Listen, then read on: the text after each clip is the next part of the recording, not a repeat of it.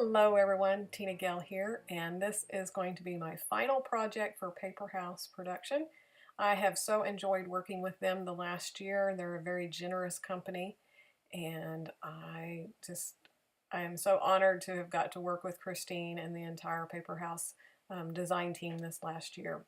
So this last project, I wanted to do something a little bit different, and I have just a few papers left, and as you can see, it's just a few scraps, and I can actually pulled out another paper from the watercolor pad in case I needed it, but I end up not using that.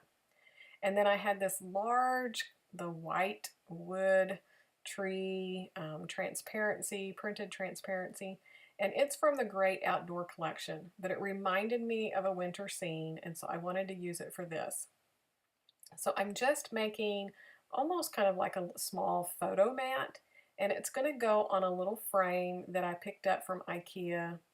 It was actually the very first time I ever went to IKEA, so it's been a few years ago, and I've not ever done anything with it, but I've always had intentions of making a little seasonal frame out of it to put just different quotes, different photos, some of my favorite photos just to sit on my desk.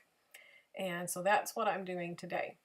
So I matted my photo with this gold foiled polka dot, and then I wanted to put a second mat on there, and I was going to do that candy cane stripe, but then I decided this red snowflake, I loved it since I wanted to really make it look Christmassy, and even though I don't have a whole lot of product left or a lot of paper, I have quite a few embellishments left. So you saw there, that's the little standing frame, and it's actually, it comes with this clear plastic insert into it so that you're supposed to just put a photo in it. But I'm going to use the little rings to hold my photo so that I can flip through and create several different ones, and I can just flip to whatever I want to look at. So hopefully I'll get some different seasonal ones put together and then just some everyday deals. And I had thought about putting just some quotes on some paper and stuff so that I have little inspirations that I could flip through.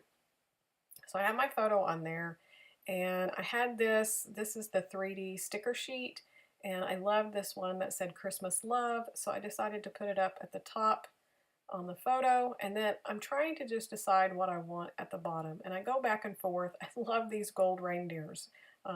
If you watched my 12 Days of Christmas and my last project for Paper House, I used a ton of those little gold reindeers.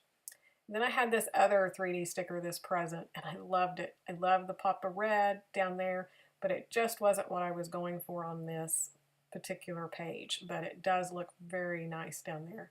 So I end up deciding on, you guessed it, another gold reindeer, and this one's the puffy sticker. And then I have just a few little puffy stars, and I scatter those around.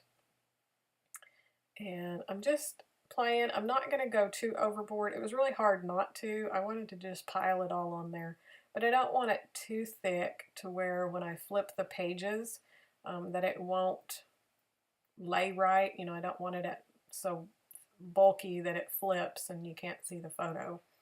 So I wanted to keep it fairly flat.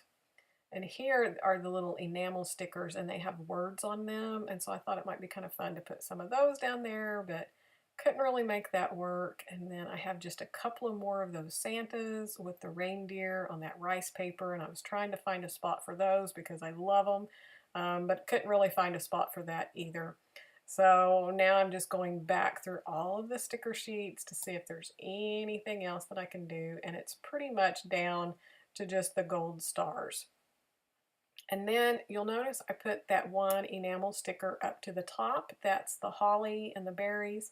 And I love the way it looks up there, but I'm going to end up having to move it when I decide to punch the holes up at the top. And I kind of hesitated when I put it up there because I knew that it was probably going to hit where I wanted to punch the holes, but I wasn't quite sure where I was going to put them. And then I found that one sticker that says Traditions, and so I decided to put it at the bottom.